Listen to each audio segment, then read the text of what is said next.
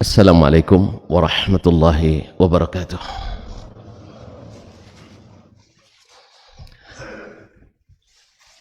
Alhamdulillah, nahmaduhu wa nasta'inuhu wa nastahdi wa nastaghfiruhu wa natubu ilaih wa na'udzu billahi min shururi anfusina wa sayyiati a'malina may yahdihillahu fala mudilla lahu wa may yudlil fala hadiya lahu. Asyhadu an la ilaha illallah wahdahu la syarika lah wa asyhadu anna Muhammadan abduhu wa rasuluh la nabiyya ba'dah. Ya ayyuhalladzina amanu taqullaha haqqa tuqatih wa la tamutunna illa wa antum muslimun.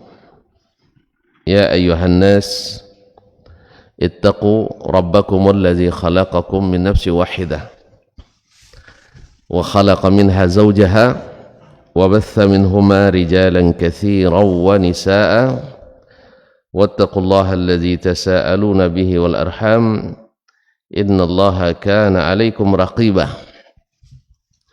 Ya ayyuhalladzina amanu taqullaha wa qulu qawlan sadida yuslih lakum a'malakum wa yaghfir lakum dhunubakum wa may yuti'illaha wa rasulahu faqad faza fawzan 'azima.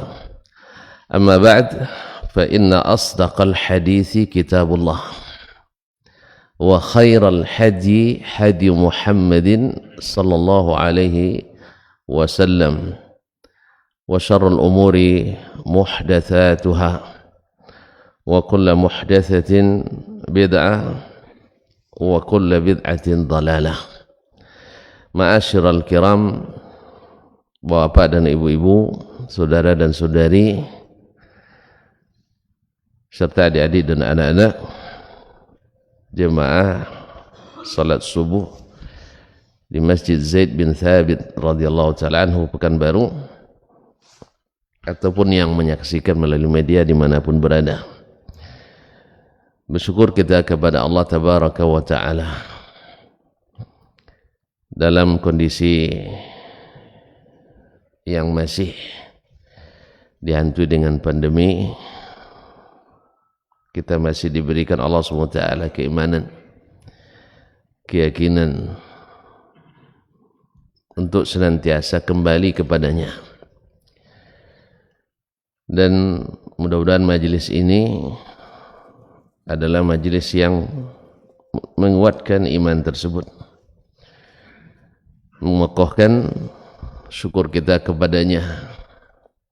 Alhamdulillah sampai hari ini kita masih sehat walafiat, dan mudah-mudahan saudara-saudara kita, orang-orang tua kita, bahkan mungkin ustadz-ustadz, buya-buya kita yang telah mendahului di masa ini, Allah terima sebagai syuhada.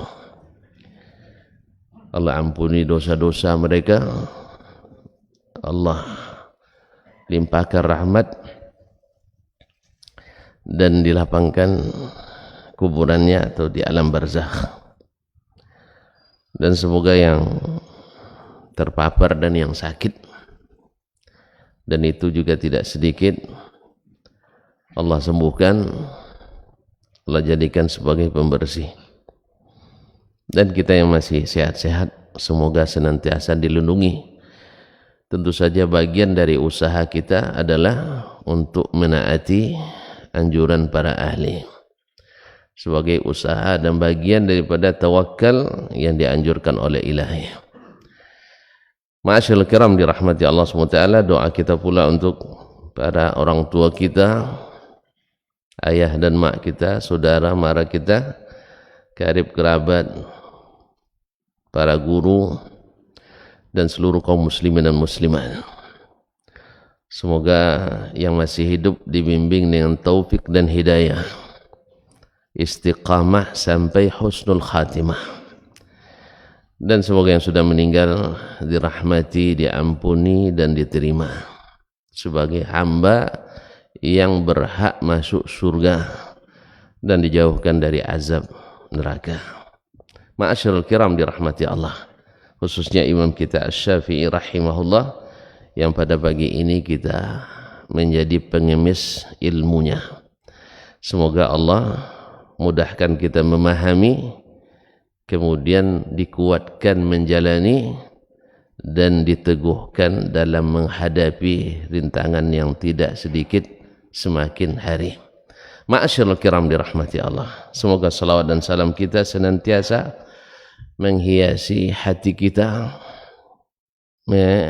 maniskan lisan kita, dan mengindahkan majelis-majelis kita kepada Nabi alaihi salatu wassalam, para keluarga, anak dan istri serta keturunannya, para sahabat, para tabi'in dan yang mengikuti mereka dengan setia sampai hari kiamat nanti. Amin ya rabbal alamin.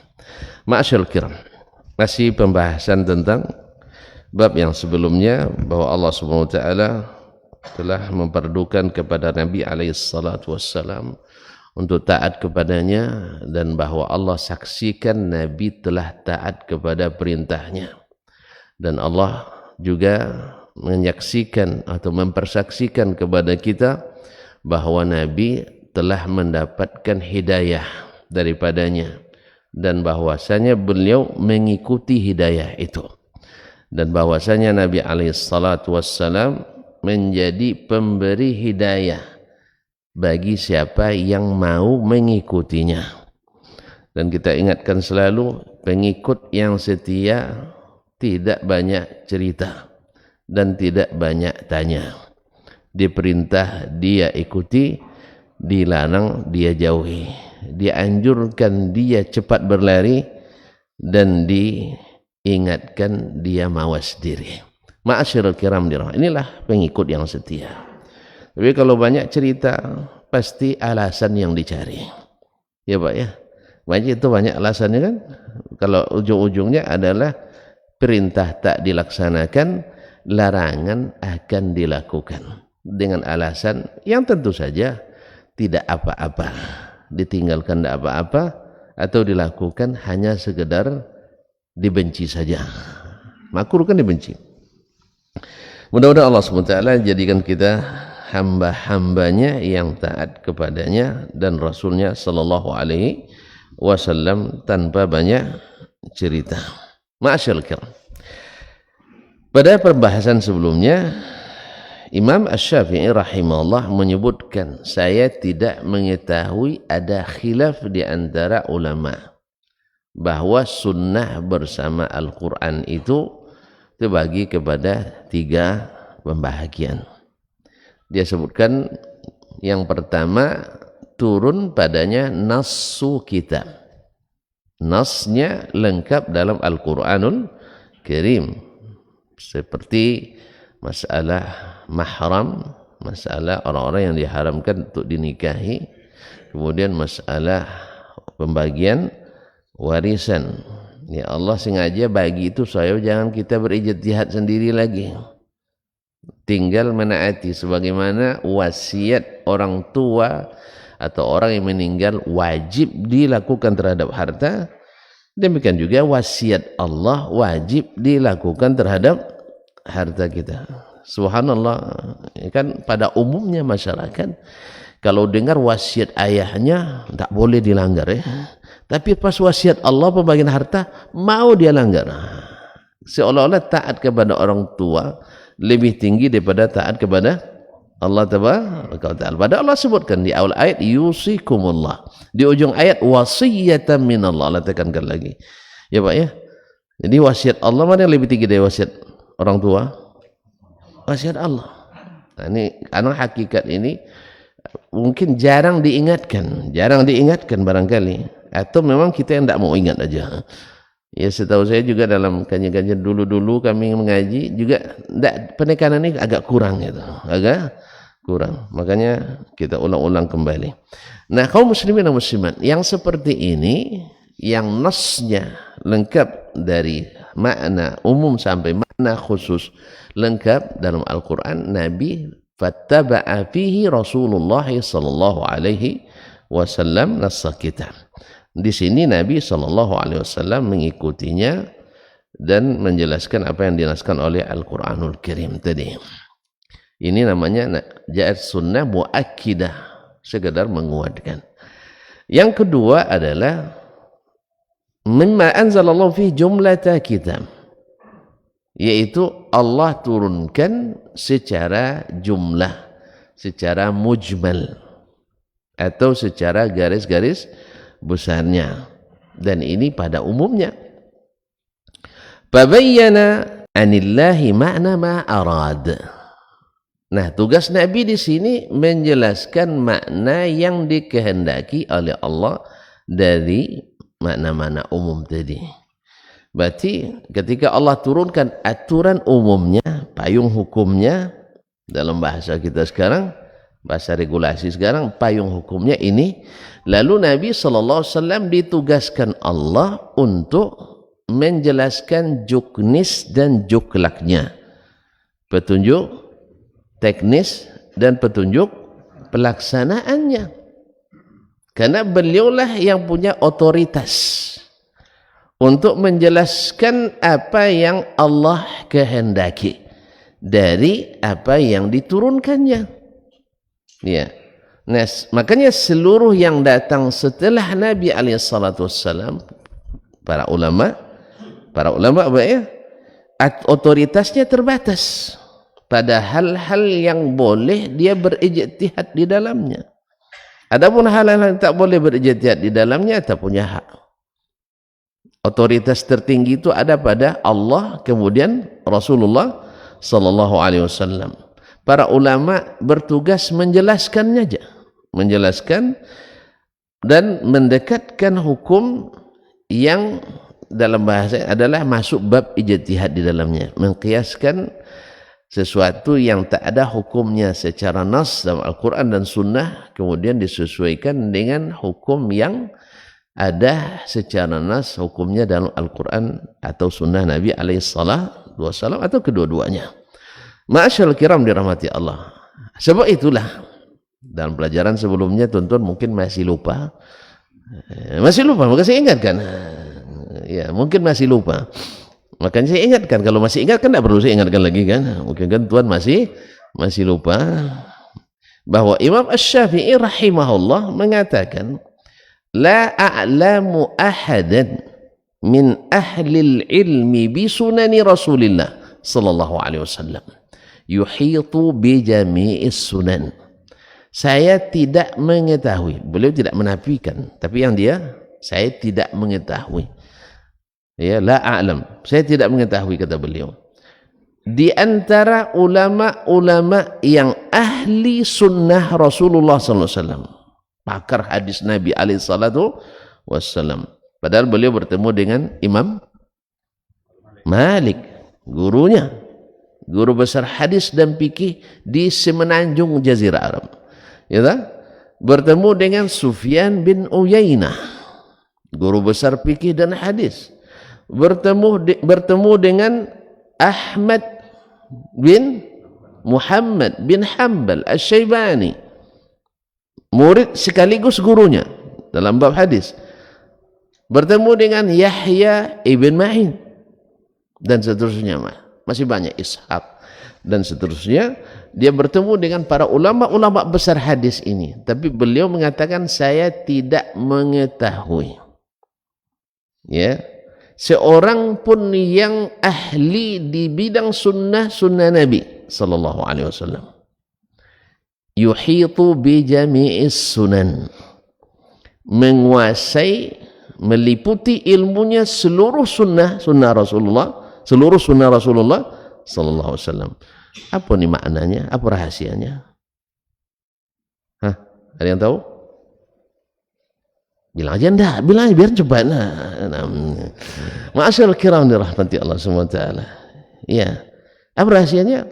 Sebab kalau ada satu orang ulama yang menguasai seluruh sunnah Nabi, tak luput satu pun ilmunya dari seluruh ilmu Nabi, berarti kedudukannya sama dengan Nabi. Jelas? Jelas? Berarti maksum dia. Paham? Dan ini mukjizat. Allah kehendaki tak satu pun alim yang menguasai seluruh sunnah. Kalau tuan tidak percaya, ayo kita absen nanti. Panggil seluruh ustaz yang paham sunnah seluruh Indonesia. Ya, kita uji. Ada yang mau jadi panitia? Saya nyumbang. Kalau sekedar 1 juta mau saya nyumbang. Kita uji. Akan ketahui bahwa memang ini benar kata Imam Syafi'i. Tidak tanggung-tanggung. Sebab apa? Dia paham. Tidak ada yang maksum selain Rasulullah Sallallahu Alaihi Wasallam. Maka tidak boleh mengklaim sesuatu yang tidak kita ketahui bahwa itu tidak ada. Bilang saja sudah tidak tahu. Jelas? Ini kadang-kadang kan itulah jadi anekdot pula. Kadang-kadang baru ngaji hari Rabu, Kamis potong celana, Jumat panjangkan jenggot, Sabtu bertawa tua katanya. Ada yang gitu? Ada yang gitu? Enggak, ini kan bahasa hiperbola ini. Karena kalau memuji dan mencela biasa bahasanya berlebihan, itu biasa itu. Tapi kan kadang-kadang ini tak boleh diucapkan sebab orang punya gambaran nanti bahwa dari ustadznya sampai jemaahnya seperti itu. Ngaji Rabu, Kamis potong celana, Jumat panjangkan jenggot, Sabtu jadi mufti. Iya. Semua orang akan mengartikan itu menyamaratakan. Makanya mengatakan ucapan seperti ini adalah keburukan luar biasa ini fitnahnya. Maka jangan ucapkan baik untuk kita maupun ada orang lain. Sebab orang yang benci akan menyamaratakan. Terbayang dia Ustaz Dasman belajar Rabu, Kamis potong celana, Jumat panjangkan jenggot, Sabtu jadi mufti Kampar. Allah musta'an. Ma'asyiral kiram dirahmati Allah SWT. Ini ucapan berbahaya. Ya, semoga Allah SWT memaafkan siapapun yang mengucapkannya. Amin. Dan mau mencabut dan menyadari kekeliruan ini. Kaum muslimin dan muslimat dirahmati Allah SWT. Sampai di mana tadi? Nah, tentu kalau sudah boleh ceritanya nggak ingat. Pelajarannya lupa. Bahwa tidak satu pun, kata Nabi, kata Imam Asy-Syafi'i rahimahullah, alim pada dia bertemu dengan ulama kibar yang menguasai seluruh sunnah. Berarti ada sunnah yang hilang? Enggak, beliau jelaskan. Faminhum man yuhitu bisairis sunan. Ada yang ilmu mereka menguasai sebagian besar.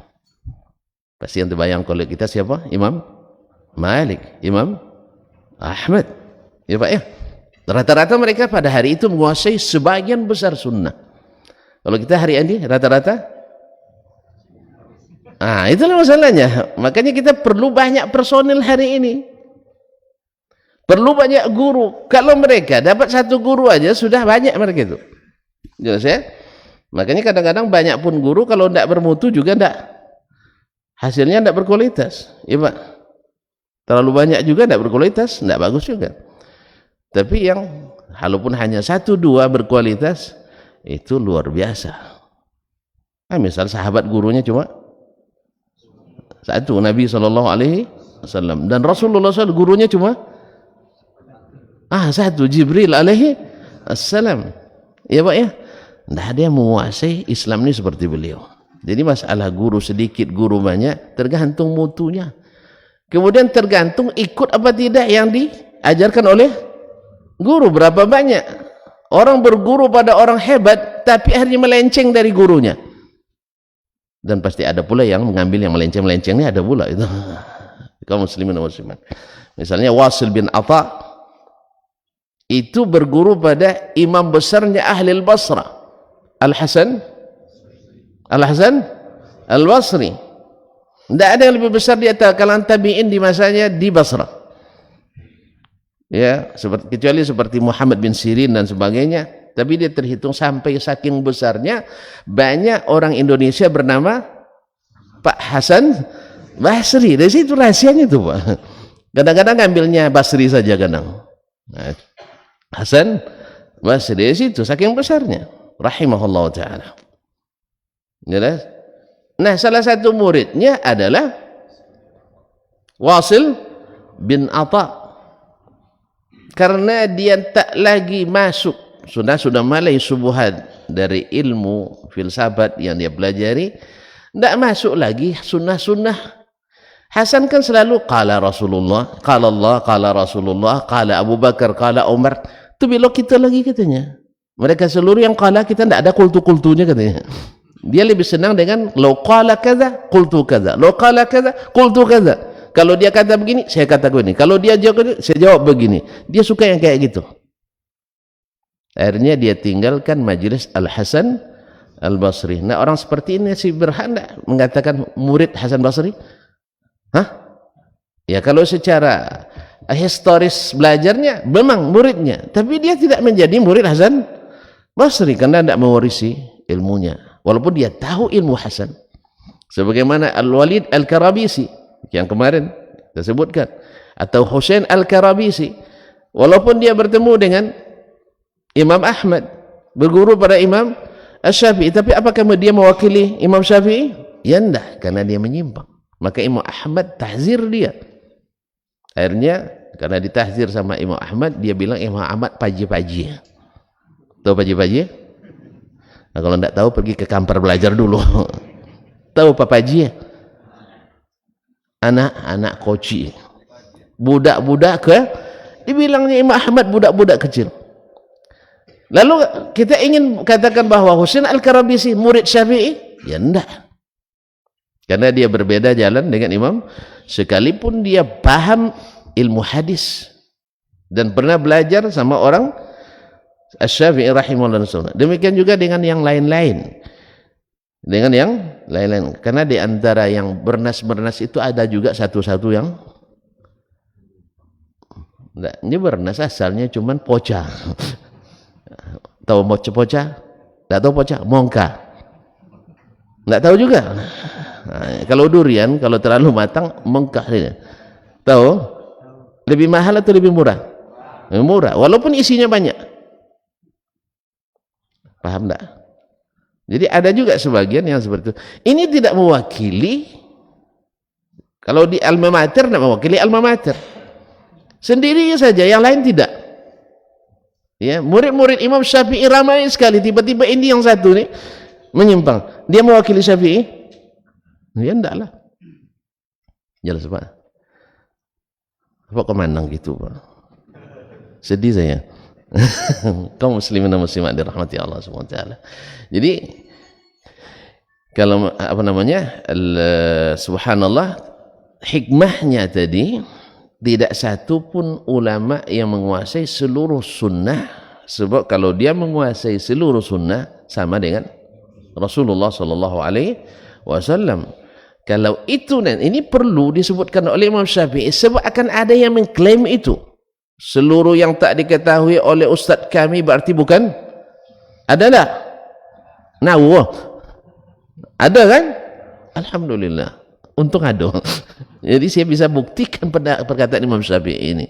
Banyak di antara kita yang mengatakan kalau tidak diketahui oleh si fulan berarti bukan sunnah.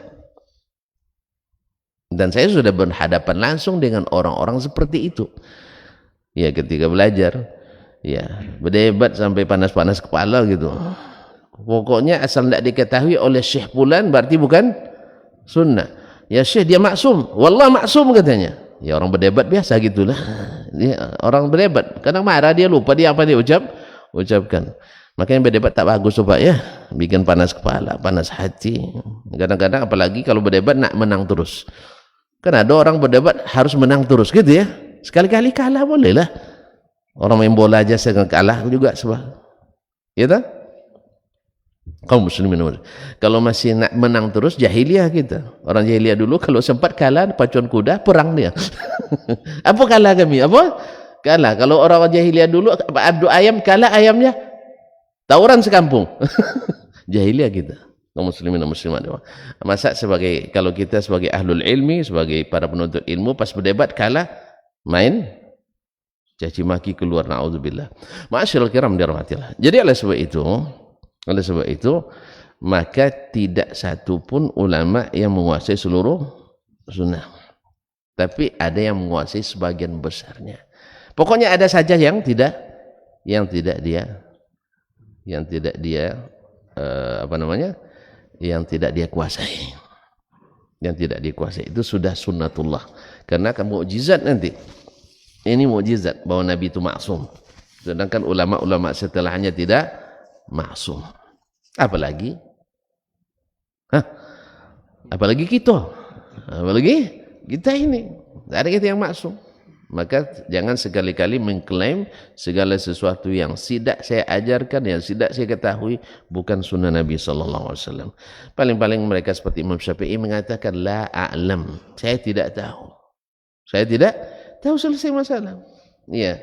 Kalau tidak tahu bilang tidak tahu. Kecuali antum memang sudah buka seluruh kitab-kitab hadis dari yang matbu' sampai makhtutnya, yang jumlahnya seperti kata Syekh Akram Al-Umari berkisar antara 1.500.000 sampai 3 juta judul kitab yang belum dicetak.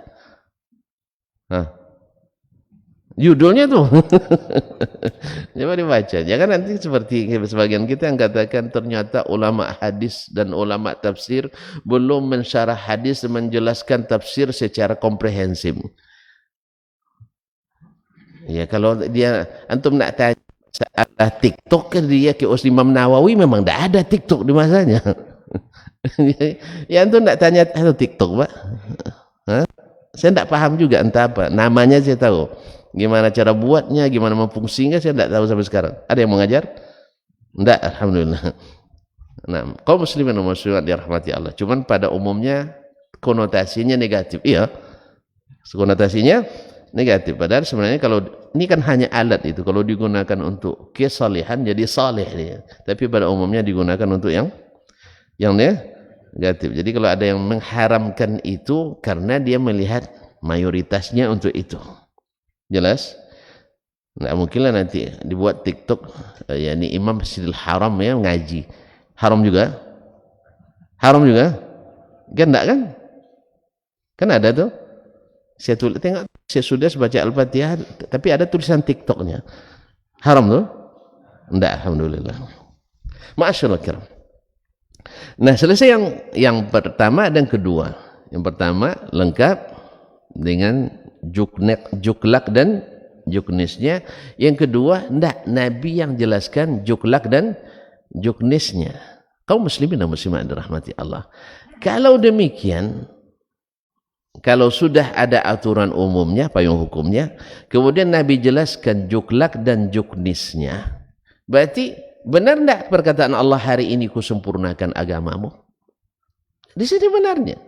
Jadi kaum muslimin dan muslimat dirahmati Allah, rugi besar orang yang juklak dan juknisnya sudah ada dalam sunnah Nabi SAW, lalu dia mencari juklak dan juknis di luar sunnah Nabi SAW, rugi.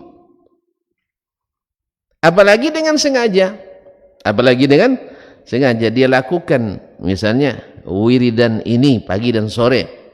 Padahal Nabi ada wiridnya enggak pagi sore? Ada.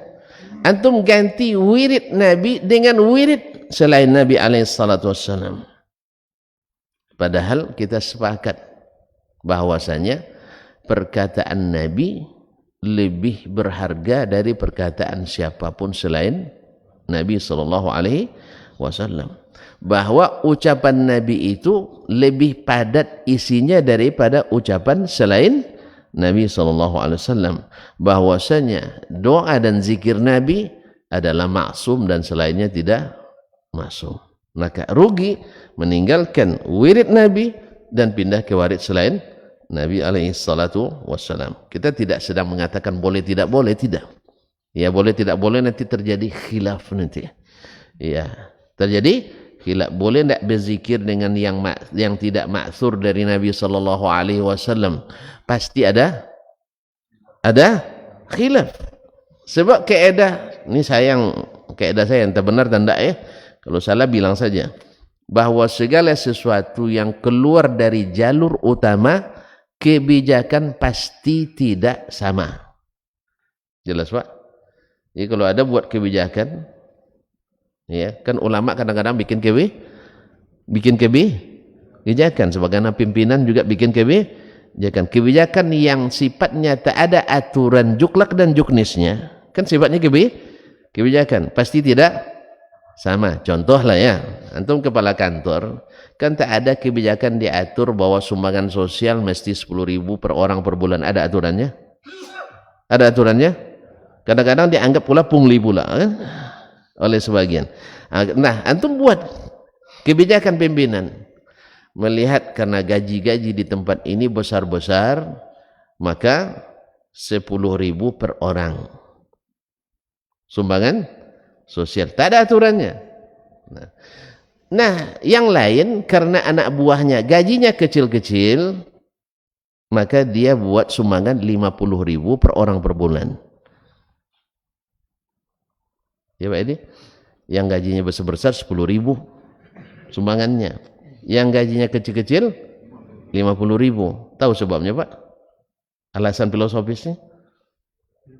Hah? Nggak tahu ya? Ya karena yang berinfak itu kan dilipat gandakan pahalanya. Jelas? Kalau yang apa ini kan orang yang kaya-kaya kan banyak infaknya tempat lain. Makanya dikasih 10.000 aja di sini. Jadi sebenarnya menguntungkan kita tuh, yang miskin suruh impak banyak, yang kaya impak. Kaum muslimin dan muslimat dirahmati Allah. Ma'asyiral kiram. Kemudian yang ketiga, Imam Syafi'i rahimahullah. Jadi kalau sudah yang pertama juklak dan juknisnya aturan umum sudah ada Al-Quran dan hadis langsung.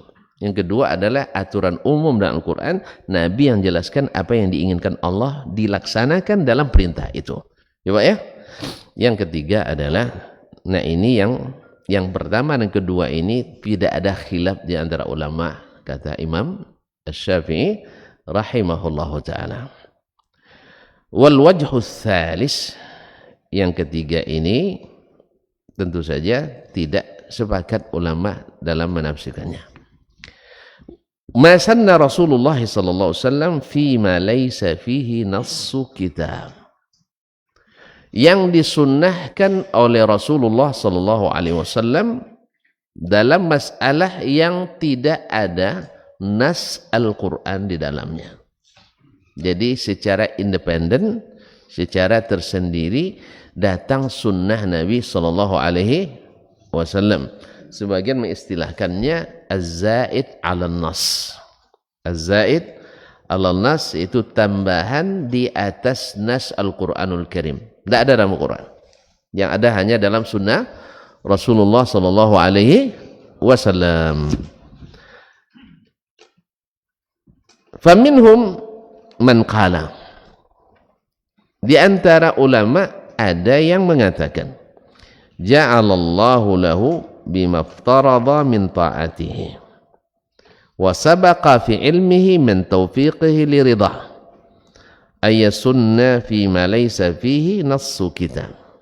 Ada ulama mengatakan Allah telah memberikan hak itu kepada Nabi sallallahu alaihi wasallam. Dengan apa? Dengan cara Allah mewajibkan taat kepada Rasul sallallahu alaihi wasallam. Sebab apa?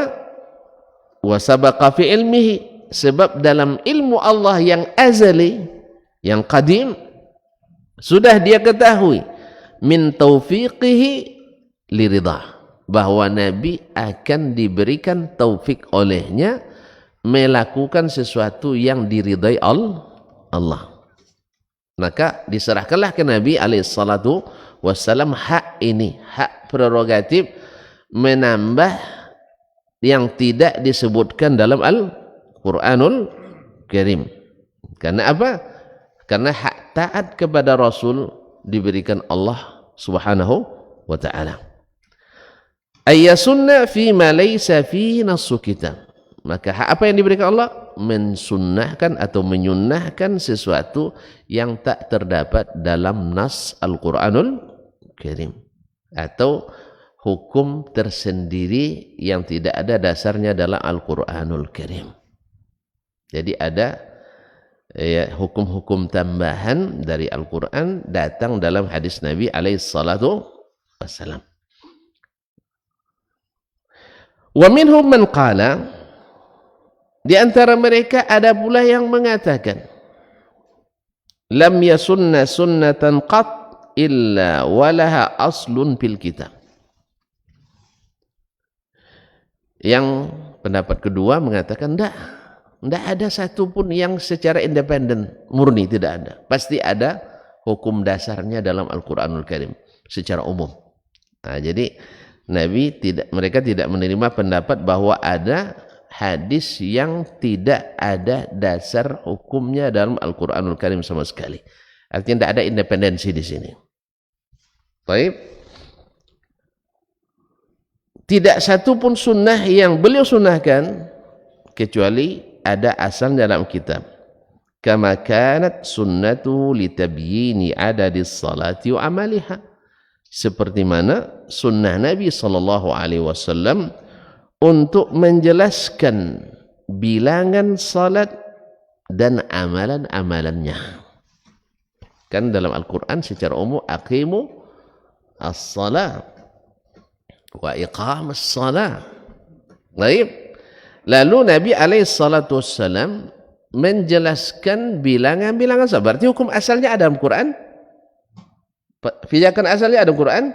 Payung hukumnya ada, yaitu perintah melaksanakan salat.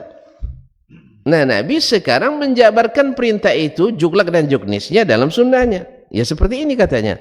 Ala asli jumlati fardis salam. Yaitu berdasarkan landasan pokok diwajibkannya salat. Diwajibkannya salat. Wa kadzalika ma sanna minal buyu'. Seperti itu pula yang dia sunnahkan dalam masalah jual beli. Masalah jual beli, transaksi. Wa ghairiha minasy syara'i, dan selain itu dari syariat-syariat dan syariat-syariat selain itu. Hukum-hukum syari'i yang selain itu. Lianna Allah qala, sebab Allah berfirman, la ta'kulu wa la ta'kulu amwalakum bainakum bil batil. Jangan la ta'kulu amwalakum bainakum bil batil. Ya ayyuhallazina amanu la ta'kulu amwalakum bainakum bil batil. Orang-orang beriman, jangan kalian memakan harta sesama kalian dengan cara batil. Ini hukum dasarnya. Lalu Nabi jelaskan dalam sunnahnya. Wa qala wa ahallallahu al-bai'a wa harrama ar-riba. Allah telah menghalalkan jual beli dan mengharamkan riba. Riba itu kalau menurut orang-orang jahiliyah dulu sama aja. Innama al-bai'u mithlu riba. Jual beli kan sama aja. Ambil barang, beri uang, kan itu ya. Sama katanya. Tetapi Allah sudah bedakan. Yang riba haram, yang jual beli halal. Apa itu yang haram? Nanti dijelaskan oleh Rasulullah SAW. Fama ahalla wa haram, maka apapun yang dihalalkannya dan diharamkannya, apapun yang dihalalkan dan diharamkannya, fa innama bayyana fihi anillah. Hanyalah Nabi menjelaskan itu dari Allah tabaraka wa ta'ala. Hukum asalnya sudah ada dari Allah, dia hanya menjelaskan. Kama bayyana shalah, seperti mana beliau menjelaskan salat. Berarti pendapat kedua ini tidak setuju bahwa sunnah secara independen bawa hukum baru. Hukum baru mesti ada dasar Al-Quran. Intinya sebagian ulama menyebut ini ikhtilaf suri. Bentuknya ikhtilaf, pada asalnya kembali lagi mengamalkan sunnah Nabi SAW. Cuma yang mengatakan ini hukumnya tak ada dalam Quran. Ini mengatakan ada dasar pokoknya secara umum dalam Al-Quran. Intinya tetap diamalkan. Wa minhum man qala, di antara mereka ada pula yang berpendapat, bal ja'athu bihi risatullah. Ada memang, cuman bukan seperti pendapat pertama Allah berikan hak, tidak. Kalau yang pertama kan langsung dari Nabi sendiri, ya. Kalau ini tidak, datang risalah dari Allah tabaraka wa ta'ala kepadanya. Fa uthbitat sunnatuhu bi fardillah, maka ditetapkanlah sunnahnya dengan apa? Dengan fardu Allah. Maksudnya dengan Allah memfardukan taat kepadanya. Apa? Dengan sesuatu yang difardukan Allah tabaraka wa ta'ala. Jadi datang risalah, datang kepadanya perutusan, atau risalah kan makna surat ya, kiriman dari Allah SWT, wahyu. Dan maka Nabi SAW ditetapkan sunnahnya dengan apa? Bifardillah, dengan fardu atau kewajiban yang Allah wajibkan. Berarti ini tetap dari Allah juga dalam bentuk wahyu. Nah, wa minhum man qala, di antara mereka ada pula yang berkata, ulqiya fi ru'ihi kullu ma sanna, dimasukkan ke dalam hatinya, ke dalam jiwanya seluruh yang dia sunnahkan. Berarti dari Allah lagi. Wa sunnatuhu al-hikmah, dan sunnahnya itu adalah hikmah. Allazi ulqiya fi ru'ihi anillah, yang diletakkan di dalam jiwanya dari Allah tabaraka wa ta'ala. Fakana ma ulqiya fi ru'ihi sunnatahu, maka apa yang dimasukkan ke dalam jiwanya tersebut menjadi sunnahnya. Berarti juga berasal dari Allah tabaraka wa ta'ala. Ma'asyiral kiram ya rahmati Allah. Intinya bahwasanya apapun yang disunnahkan Nabi SAW, baik yang bagian pertama, yang kedua, atau yang ketiga, kata Imam Asy-Syafi'i, walaupun khilaf ulama dari mana asalnya, apakah ijtihad Nabi SAW, karena Nabi boleh berijtihad, tetapi ijtihad Nabi itu maksum, terjaga dari kesalahan. Sebab kalau tersalah langsung datang teguran Allah tabaraka wa ta'ala. Kalau ijtihad kita, para ulama maksudnya, ada ahli ijtihad jangan berijtihad pula ya. Maksudnya ijtihad ulama kita tidak maksum. Apa sebab? Wahyu sudah terputus. Maka mesti berpunya pijakan kuat kepada Al-Quran dan Sunnah Nabi Sallallahu Alaihi Wasallam. Oleh sebab itu, bagi orang awam yang tidak penuntut ilmu atau tidak berilmu, dia boleh memilih ulama yang dia percayai. Ini perlu pula dicatat, tidak ada syarat di kalangan para ulama. Ulama sepakat mengatakan bahwa seorang yang awam, tak berilmu, boleh memilih ulama yang dia yakini ketaatan dan kejujurannya tanpa mempertanyakan mazhabnya apa. Ini sepakat ulama. Makanya kewajiban mengikuti satu mazhab ini pendapat yang berlebihan. Dia pendapat yang berlebihan. Mungkin suatu saat kita bahas ini ya. Jadi ada yang mewajibkan mesti satu mazhab dalam seluruh masalah. Alhamdulillah takkan ketemu dimanapun orang istiqamah satu mazhab. Tidak ada. Ya. Pak, tidak ada. Pasti ada yang keluar dari mazhab. Tuan-tuan yang kalau tetap kokoh atau kekeh kata orang dalam mazhab Syafi'i, mohon maaf ya, kartu-kartu kreditnya digunting saja. Ini tidak boleh dalam mazhab Syafi'i. Gaji-gaji antar ke rumah aja. Harus ambil tunai, tekan ampra. Ya, ada yang punya kartu kredit atau kartu debit, mohon digunting. Ini tidak sah, batil dalam mazhab Syafi'i. Atau tuan-tuan belanja di supermarket, harus setiap barangnya istaraitu bi'tu, aku beli, aku jual. Kalau tidak, tak sah. Jale. Sampai ke masalah peribadatan nanti, menghadiahkan pahala baca Al-Quran. Pendapat mazhab Syafi'i yang muktamad tidak sampai. Ayo. Kaum muslimin dan muslimat dirahmati Allah.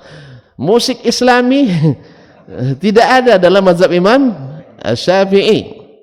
Imam Nawawi dengan tegas mengatakan alat-alat musik tidak boleh diwariskan.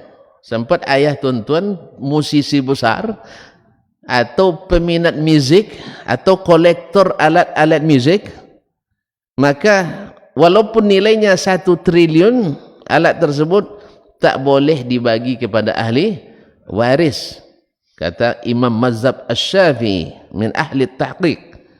Ya, sampai-sampai dikatakan dalam mazhab Syafi'i mutaakhirin ada 2 ulama besar yang disebut dengan Asy-Syaikhan, 2 orang syekh, Ar-Rafi'i dan An-Nawawi.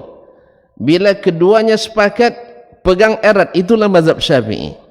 Dan bila terjadi ikhtilaf di antara keduanya, fal qawlu qawlun Nawawi, perkataan yang paling muktamad adalah perkataan Imam An-Nawawi. Ayo pegang ini, sehingga tidak ada lagi nada dan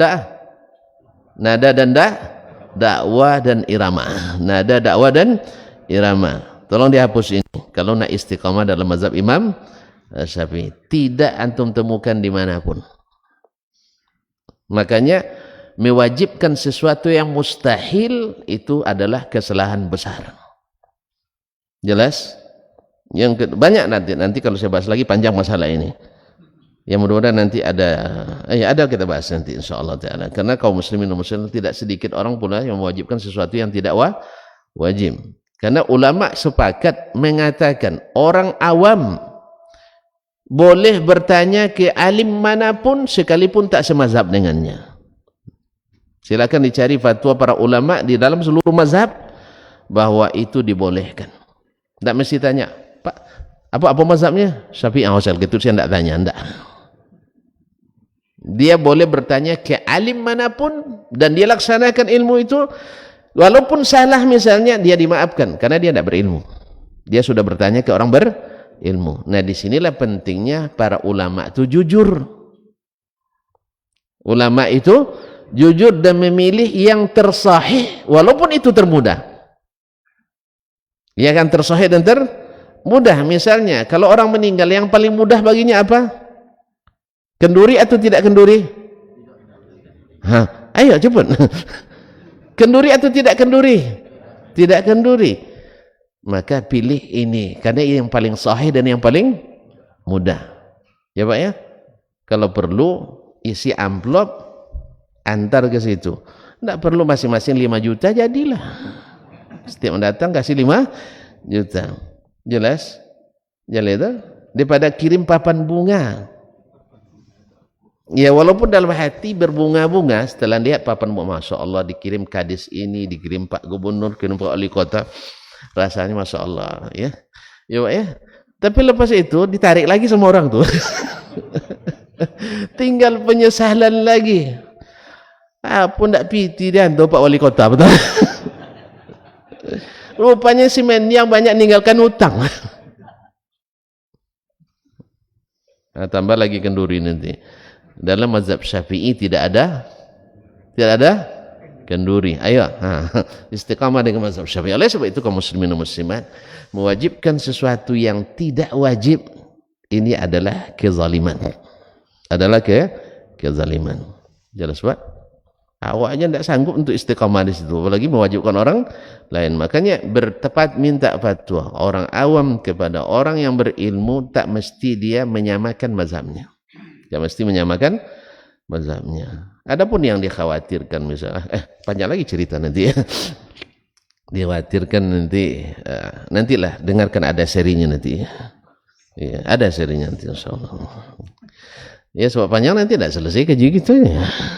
Kaum muslimin dan muslimat. Tapi ya intinya tak satu pun orang yang bisa kalau memang nak istiqamah beragama, istiqamah dalam satu mazhab. Tak ada. Dimanapun. Pasti dia akan melanggar mazhabnya. Kalau gitu dosa dong. Karena tadi wajib katanya. Wajib bermazhab. Berarti tidak boleh keluar. Sampai-sampai menantu harus Firman itu harus semazhab Syafi'i. Kalau tidak semazhab jangan yang terima. Kelucu ini kaum muslimin dan muslimat dirahmati Allah. Ya, tapi kadang-kadang memang ada juga banyolan. Jelas? Jadi kaum muslimin dan muslimat dirahmati Allah SWT, Nabi SAW dimasukkan ke dalam jiwanya sunnah Nabi sunnah, dan itulah yang akhirnya dia sampaikan baik melalui perkataannya melalui perbuatannya.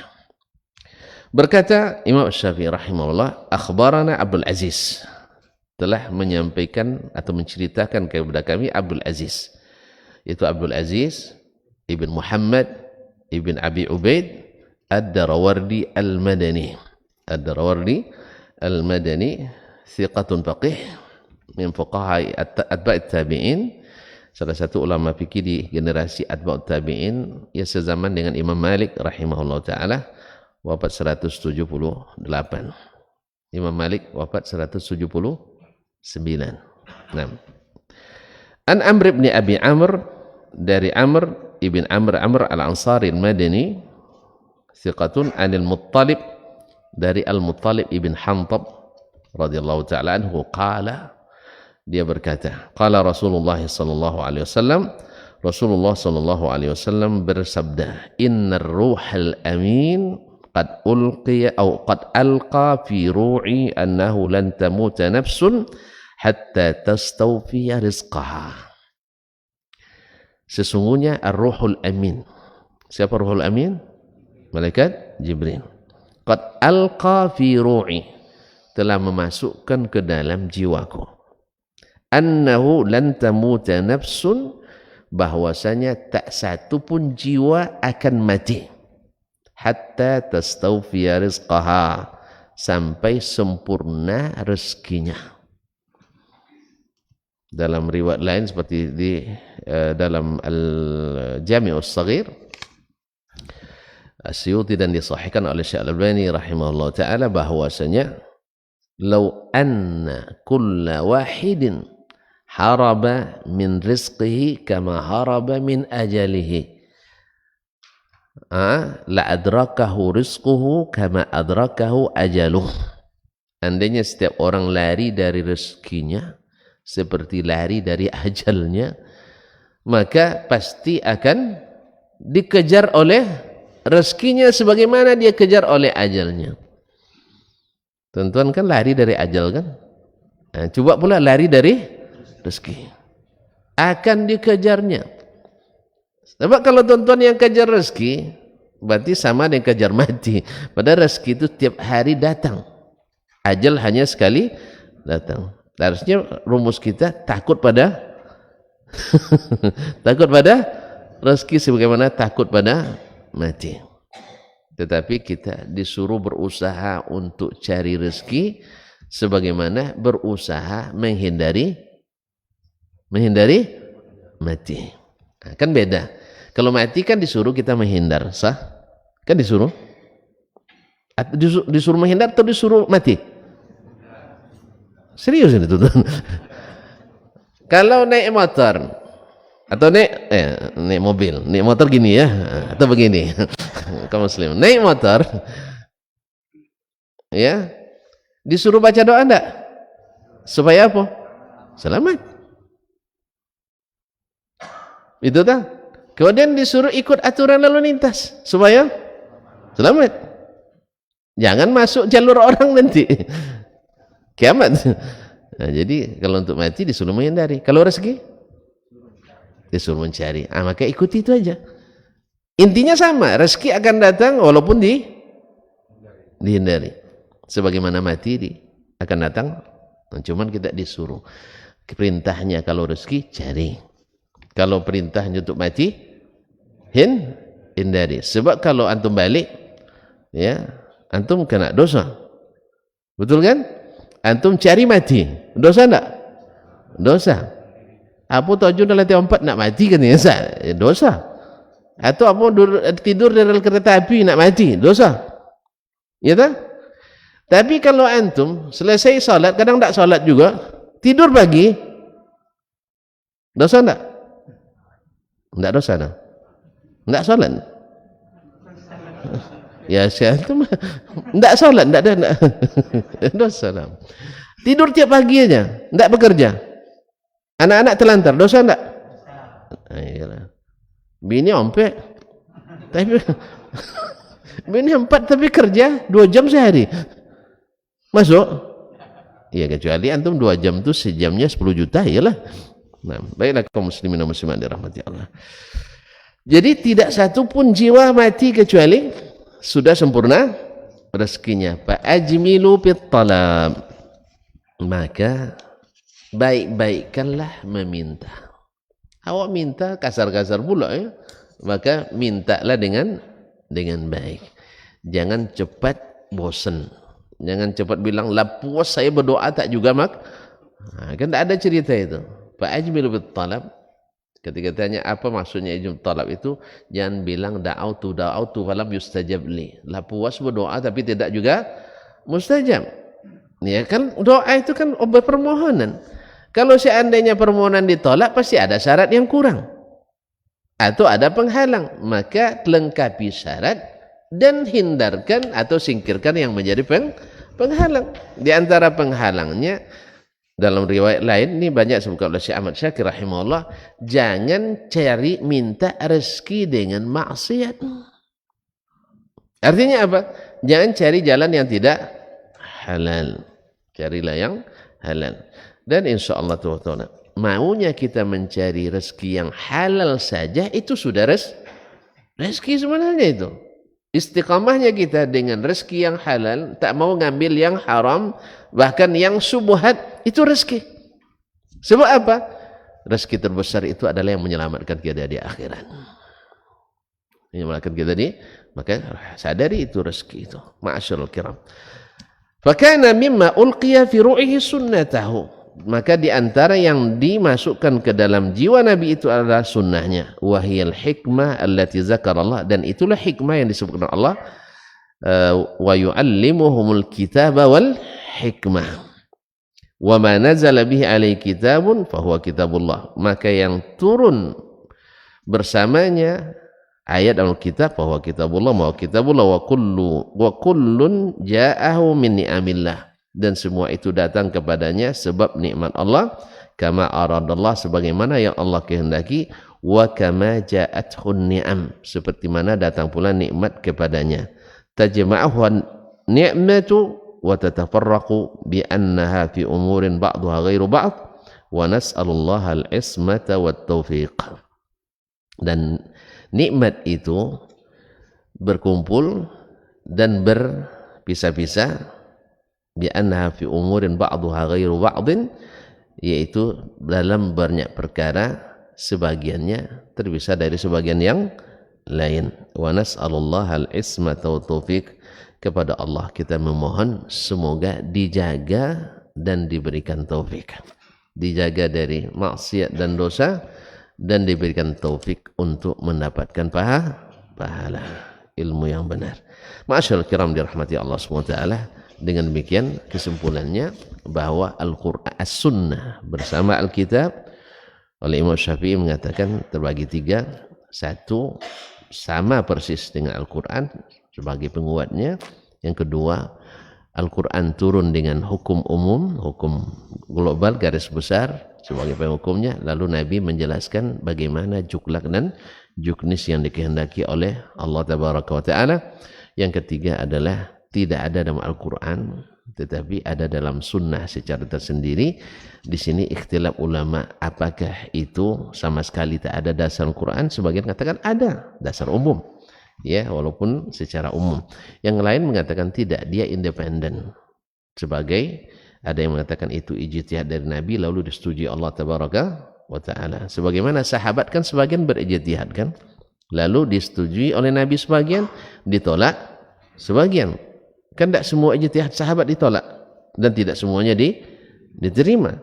Maka oleh sebab itu pendapat yang asah wallahu taala alam bahwasanya melakukan sesuatu modifikasi dalam agama ini dilarang. Sebab apa? Tidak semua yang baik menurut sahabat dianggap baik oleh Allah dan Rasul sallallahu alaihi wasallam. Lalu kenapa di zaman sahabat ada yang dibolehkan? Karena masa itu masih turun tasyri', masih berlanjut proses perumusan syariat yang oleh Allah diturunkan secara beransur dengan maksud yang Allah Maha mengetahui. Di antara hikmah yang ditarik oleh para ulama bahwasanya secara berangsur itu tidak terkejut kita. Ya Pak ya. Nanti pas wajib BPJS wajib, vaksin wajib, PCR wajib sekaligus semua. Terkejut enggak? Terkejut. Maka di ansur-ansurnya pertama wajib. Nah, itu kan.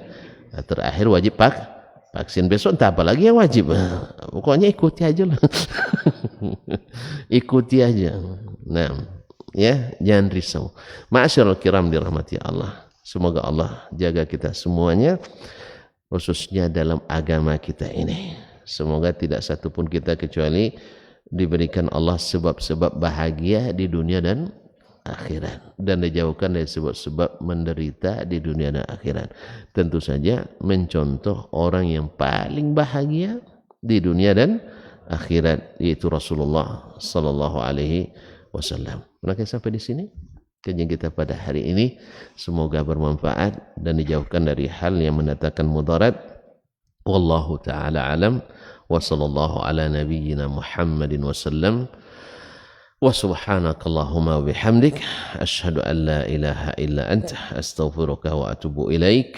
Wassalamu alaikum warahmatullahi wabarakatuh.